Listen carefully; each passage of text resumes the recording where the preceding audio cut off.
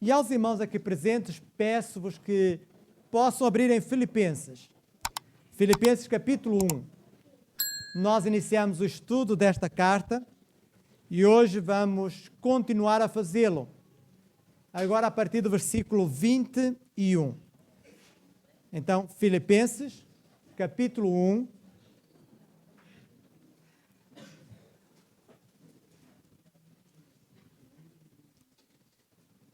Do versículo 21 a 26.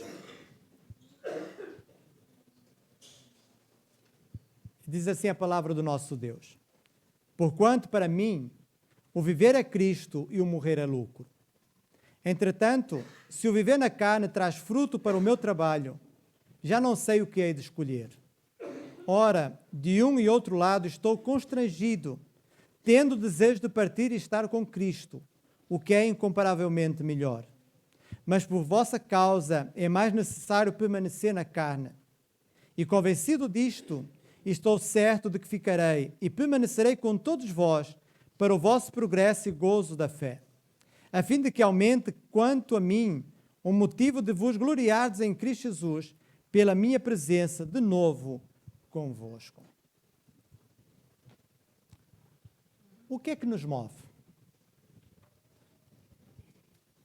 O que é que nos fez acordar de manhã, neste dia de manhã, e vimos aqui? Por que é que nós estamos aqui? Por que é que nós estamos unidos neste dia, quando poderíamos ter ficado a dormir, quando poderíamos ter outros compromissos? O que é que nos move? O que é que nos faz acordar domingo após domingo de manhã para estarmos aqui na escola dominical e no culto? Qual é a filosofia que nós temos para a nossa vida? O que é mais importante na nossa vida? Ao nós lermos este texto, nós temos clara noção daquilo que movia o apóstolo Paulo. Para mim, o viver é Cristo e o morrer é ganho. O que o levava a despertar todos os dias, o que o levava a fazer a obra do Senhor, era Cristo. A sua vida só fazia sentido se Cristo fosse o centro, se Cristo o movesse, se Cristo o guiasse. Este era o motivo que ele tinha para a sua vida, para continuar a viver cada momento. Por vezes acordava com dores, depois de ter sido maltratado, mas as dores não o impediam de sair para o novo dia e de partilhar a palavra de Deus. Este era o motivo da sua vida. Era isso que dominava a sua vida. E era isso que lhe dava alegria nas tribulações, era isso que lhe dava vitória nas prisões, era isso também que lhe dava consolo no desconforto. Era isso. E tanto foi isso que no final da sua vida ele pôde dizer: combati o bom combate, completei a carreira, guardei a fé. Porque Cristo era a essência da sua vida. Ele era um verdadeiro imitador de Jesus Cristo. E o tema para este ano é sendo imitadores de Cristo. Nós somos chamados a imitarmos Cristo. E Paulo assim o fazia. A ponto de ele dizer: sede meus imitadores como eu sou de Cristo. Ele tinha autoridade, ele tinha propriedade para afirmar isso. Porque quem olhava para a sua vida não podia ficar indiferente àquilo que estava a acontecer. Não podia ficar indiferente de que realmente quem o movia era Jesus. Era o amor a Jesus. Ele realmente amava Jesus. Ele procurava seguir o seu mestre. Para mim, o viver é Cristo. E é claro que quando nós olhamos para este lema da sua vida, nós podemos primeiramente nos perguntar: o que é que o levava a ter esse ideal? O que é que o levava a viver assim? Porque tinha que haver razões. Tinha que haver razões que o levavam a ter esse lema de vida. E a primeira razão que nós podemos ler nos seus escritos é que ele olhava para Jesus Cristo como o seu Senhor. Ele sabia quem tinha dado a sua vida por ele.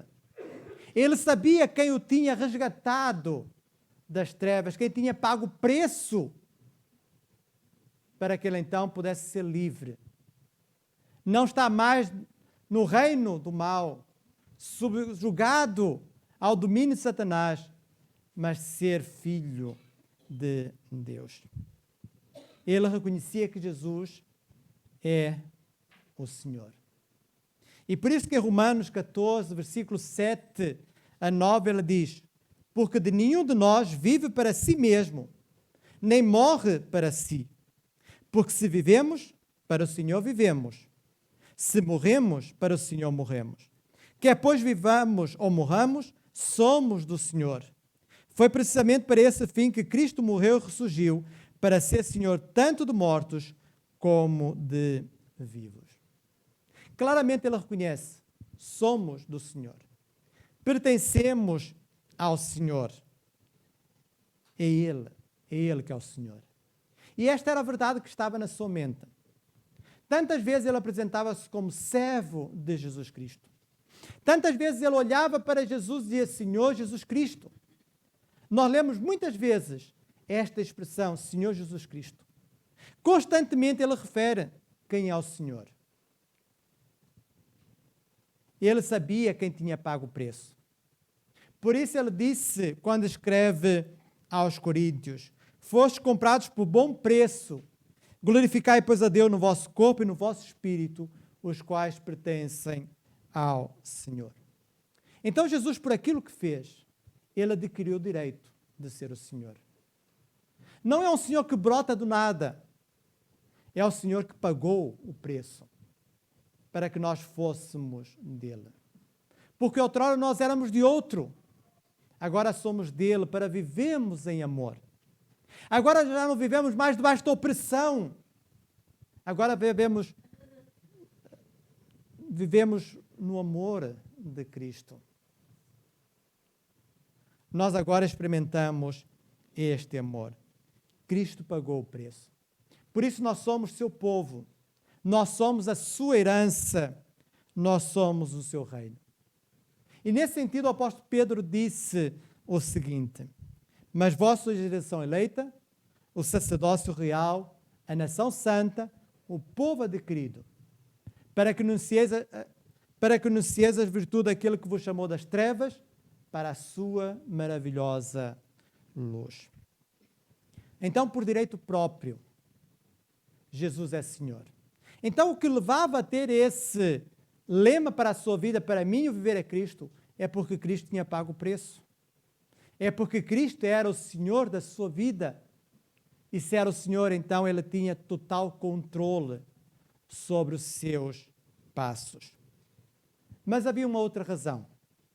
Era a gratidão que estava presente no seu coração. Ele vivia o amor de Cristo. E estava grato diante desse amor que Cristo demonstrava para com ele. Ao escrever aos Coríntios, no capítulo 5, versículo 14 e 15, ele escreveu o seguinte: pois o amor de Cristo nos constrange, julgando nós isto: um morreu por todos, logo todos morreram. E ele morreu por todos para que os que vivem não vivam mais para si mesmos, mas para aqueles que por eles morreu e ressuscitou. Há um ditado entre nós: amor com amor se paga. Mas às vezes este ditado não se aplica para com Deus, não se aplica para com Jesus. Nós sabemos quanto Ele nos amou. Constantemente nós citamos João 3,16, porque Deus amou o mundo de tal maneira. Nós sabemos, mas por vezes não o amamos, não procuramos retribuir com amor. Às vezes o amor não está presente na nossa vida. Porque eu não quero um amor qualquer. Ele quer que nós o amemos de todo o coração, de todo o nosso entendimento, com todas as nossas forças. Não é um amor ocasional. É um amor constante, um amor forte, um amor sacrificial. Foi com esse amor que Ele nos amou. E se nós realmente estamos gratos pelo amor que Cristo demonstrou para conosco e que continua a demonstrar, o que é que temos que fazer? Amar.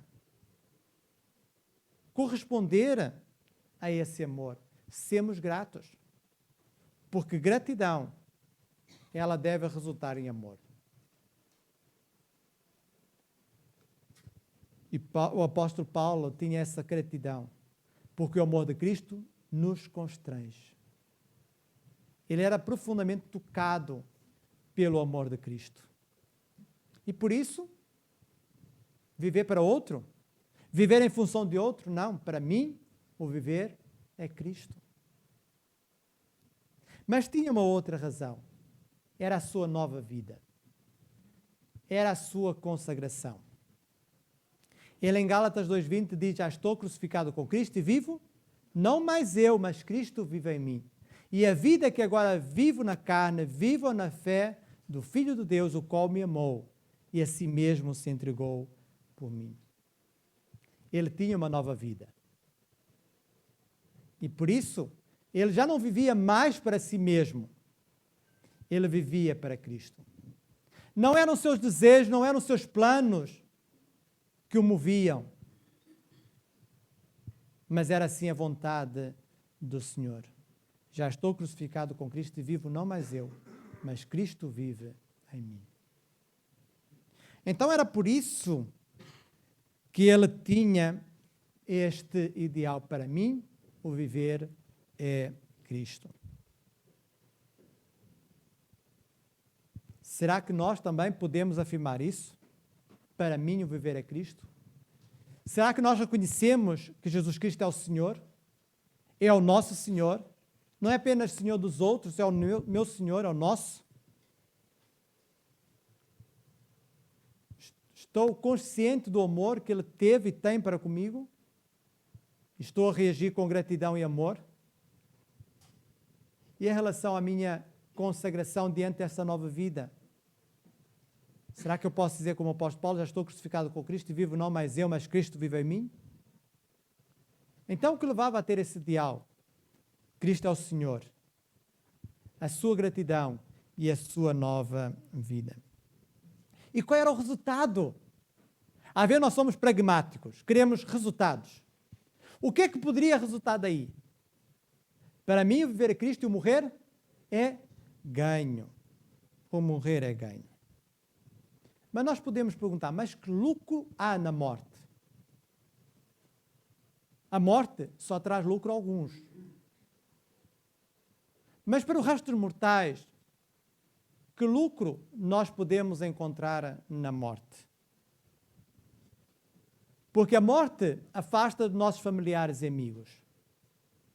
A morte interrompe os nossos projetos, os nossos planos. A morte, ela causa dor e sofrimento àqueles que ficam. Então, como é que é possível o morrer ser ganho?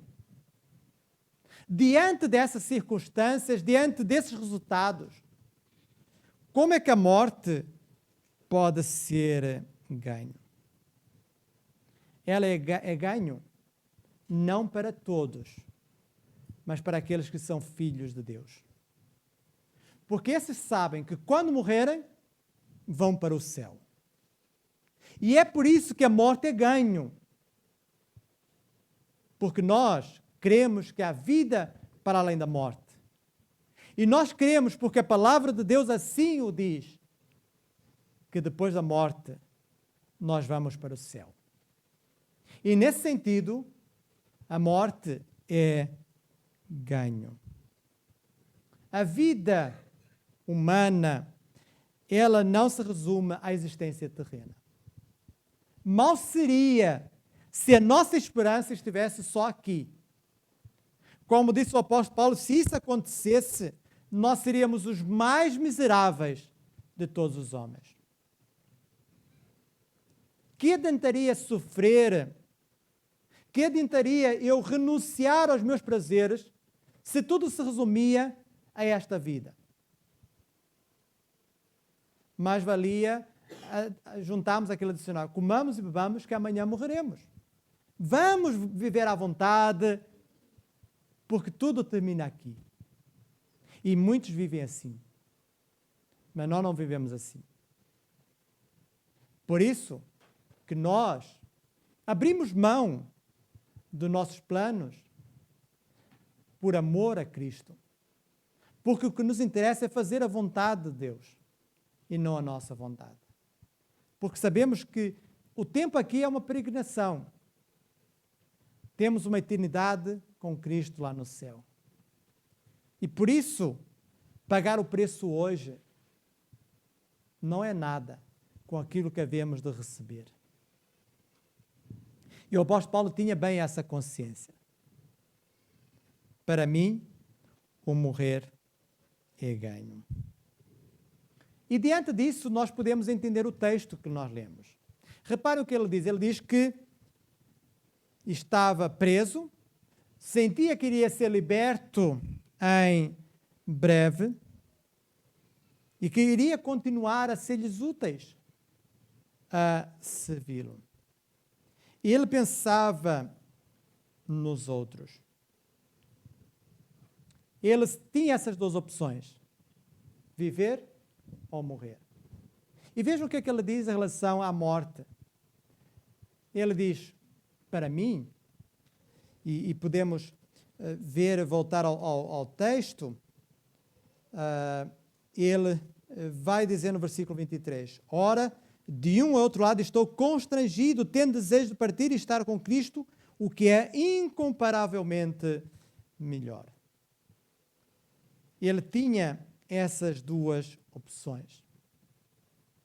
Mas ele sabia o que era mais importante. No entanto, ele sabia que ainda havia um tempo de peregrinação neste mundo. Ele seria liberto para continuar a fazer a sua obra. Continuar a animar os irmãos. Continuar a formar igrejas. Até quando Cristo quisesse. Ele tinha esta confiança. Ele sabia para onde ia. Ele tinha esta esperança de que um dia estaria com Cristo na glória.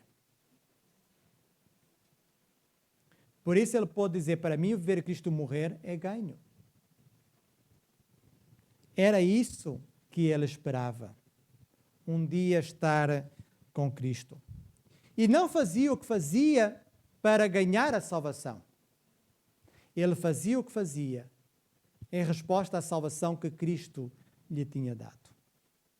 Ele não estava a comprar a salvação com as suas obras. Não. Ele estava a demonstrar através das suas obras aquilo que Cristo tinha feito por ele. Ele atribuía a Cristo toda a honra e glória. Era isso que ele esperava. Era esse o resultado dele viver esse ideal. E o que fazer? E o que fazer para alcançar este ideal? 3 aspectos nós podemos assinalar. E o que fazer tem a ver, então, com aquilo que deve ser o nosso plano de viagem. Quando nós pretendemos fazer uma viagem, nós procuramos saber, primeiramente, para onde é que vamos e depois como chegamos lá. O que fazer para chegar a este ideal? Porque não surge assim do nada. Não é um estalar de dedos e eis que surgiu. Não. Há passos. O apóstolo Paulo deu passos. Viveu esses passos. O primeiro passo é aceitar Cristo como Senhor e Salvador. Todos querem um Salvador. Quem está desesperado quer um Salvador. Quem está a afogar-se quer um nadador salvador. Todos querem alguém que possa resgatá-los. Então, por isso, a ideia de Salvador é uma ideia que é transversal a todos. Mas depois esquecem-se que Salvador leva a Senhor. Aceitá-lo como Senhor e Salvador. É por isso que eu coloco o Senhor em primeiro lugar ali. É isso. Porque como é que nós demonstramos que Ele é o nosso Salvador? Submetendo-nos a Ele. Como é que eu demonstro que Ele pagou o preço por mim? Quando eu vivo para Ele. Caso contrário, como é que eu posso demonstrar isso na minha vida? Aceitar a Cristo como Senhor e Salvador. E quando falamos de Senhor, não falamos de um Senhor a part-time. Não falamos de um Senhor ao domingo. Ele é o meu Senhor ao domingo. É por isso que eu estou aqui. Ele é o meu Senhor neste dia. Nesta hora. Então, das 11h30 ao meio-dia e meia, a 1h, Jesus é o meu Senhor. Mas depois, saindo daqui, indo para o meu almoço, já não é Ele, sou eu. E alguns vivem assim. Estamos a brincar, mas alguns vivem assim. Alguns só olham para Jesus como Senhor nestes momentos em que estão reunidos. E depois? Não tem a semana 7 dias? Não tem o dia 24 horas? Então, e nesses dias Ele não é Senhor? Não é um Senhor a part-time. Ou é ou não é. Porque o próprio Jesus disse, ninguém pode servir a dois senhores. Ou porque ou há de odiar um e amar o outro, ou se dedicará a um e desprezará o outro. Não podeis servir a Deus e ao Deus da riqueza. É Ele. É Ele que nós somos chamados a servir. É Ele que nós somos chamados a agradar, aceitá-lo. Foi isso que Paulo fez. No caminho para Damasco, diante daquela revelação, ele então foi salvo e viveu para o seu Senhor. Um outro passo é nós olharmos para Cristo.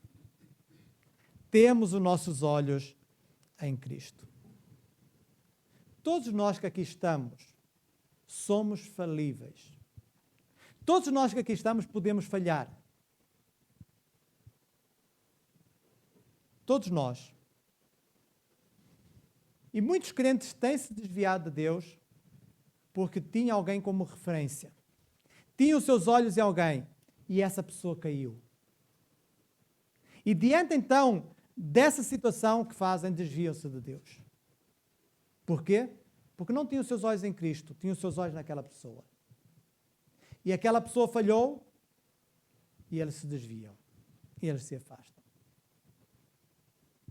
Os nossos olhos não devem estar em A ou B. Os nossos olhos devem estar em Cristo. É por isso que o autor aos Hebreus, ele dizia para nós olharmos para o autor e consumador da nossa fé.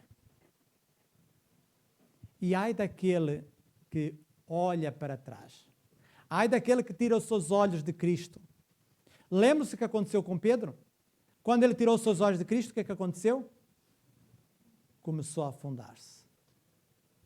Quando ele tirou os olhos de Cristo e começou a olhar à sua volta, ele começou a afundar-se.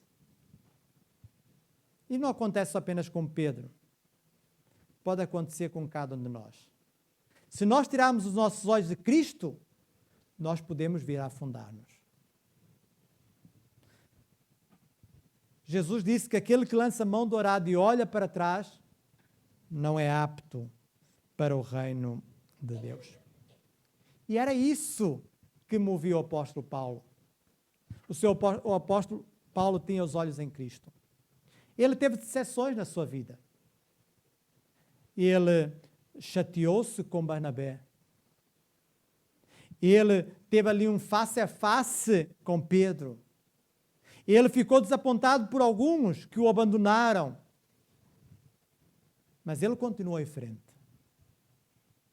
Porque não era Pedro o seu referencial, não era Barnabé o seu referencial, não eram outros os seus referenciais.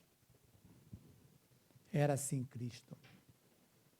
Colocar os nossos olhos em Cristo Jesus. E um terceiro aspecto e último é nós experimentarmos a alegria do Senhor, vivemos esta alegria. Porque, como disse o profeta, a alegria do Senhor, nossa força é. Viver essa alegria. Porque quando nós vivemos essa alegria que brota daquilo que Jesus fez por nós, então nós temos forças para continuar. Era isso que lhe dava forças ao apóstolo Paulo para continuar. Mesmo estando preso quando escreveu esta epístola, mesmo quando, tendo passado por uma prisão, quando fundou a igreja em Filipos, ele demonstrava alegria. No capítulo 2, versículo 18 desta epístola que estamos a estudar, Filipenses, ele diz: e vós também regozijai-vos e alegrai-vos comigo por isto mesmo. Mais à frente, no capítulo 4, versículo 4, ele vai dizer: regozijai-vos sempre no Senhor. Outra vez digo, regozijai-vos. Era isso. Ele vivia essa alegria. Essa alegria que não estava aprisionada às circunstâncias. Não dependia das circunstâncias. Dependia daquilo que Cristo tinha feito por ele. E dependia da ação do Espírito como consoladora, consolando e guiando. É isso, experimentar essa alegria. É essa alegria que nos faz caminhar, é essa alegria que nos dá forças, quando nós realmente nos alegramos no Senhor. Para o mundo, o viver somos nós próprios. Neste mundo, há uma filosofia que é antropocêntrica, ou seja, o homem no centro de tudo. Eu sou o centro. É assim que se vive na sociedade. Cada um é o centro. Então tudo deve convergir para mim. Tudo. Eu sou o centro. Eu devo buscar a minha satisfação, eu devo buscar o meu bem-estar, e não importa os meios que eu posso usar. O que importa sou eu. Os meios são secundários. Às vezes usar meios ilícitos para alcançar um fim desejado. Esta é a cultura que se vive. Mas a cultura cristã é uma cultura cristocêntrica. Cristo no centro. É para Cristo que deve convergir todas as coisas. Eu devo viver em função do centro que é Cristo. É Ele que deve ser o centro da minha vida. E vamos refletir um pouco. Vamos procurar nós agora fazer um exercício. Vamos procurar nós completar estas afirmações do apóstolo Paulo. E ele diz: para mim o viver é Cristo. E o que eu peço é que complemente. Para mim o viver é...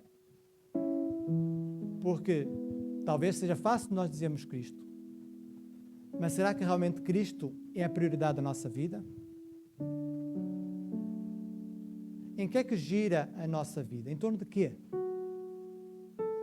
Pode ser em torno da família, pode ser em torno do marido, pode ser em torno da esposa, pode ser em torno dos filhos, pode ser em torno do trabalho, pode ser em torno dos estudos, pode ser em torno do lazer, pode ser em torno de um clube. Para mim, realmente, viver é o quê? É realmente Cristo? É Ele a prioridade máxima da minha vida? Eu vivo em função dEle? Ou eu vivo em função de mim mesmo? Para mim, o viver é o quê? É realmente Cristo? Não basta nós afirmarmos com nossos lábios. É preciso realmente que o nosso coração confirme. Para mim, o viver é. E o morrer? O morrer é o quê? Será que o morrer é perda? Será que o morrer é tristeza? Ou morrer é libertação? É anseio, é ganho?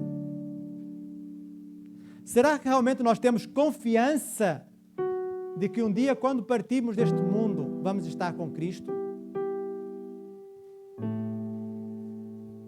Porque ninguém tem a vida nas suas mãos. De um momento para o outro, o coração pode deixar de funcionar. E se assim acontecer, nós temos a certeza para onde vamos? Nós podemos dizer, como o apóstolo Paulo, morrer é ganho? Ele dizia isso porque sabia para onde ia. Ele sabia isso porque morrer era irremediavelmente melhor.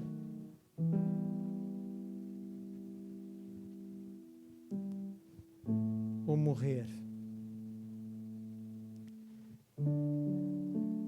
Cristo não deve ser tido como um amuleto.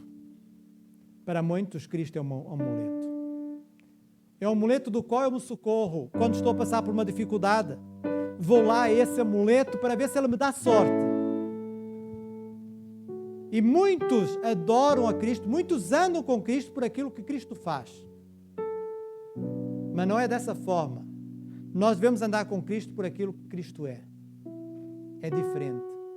Porque se eu penso naquilo que Cristo faz, eu vou olhar para Ele como um amuleto.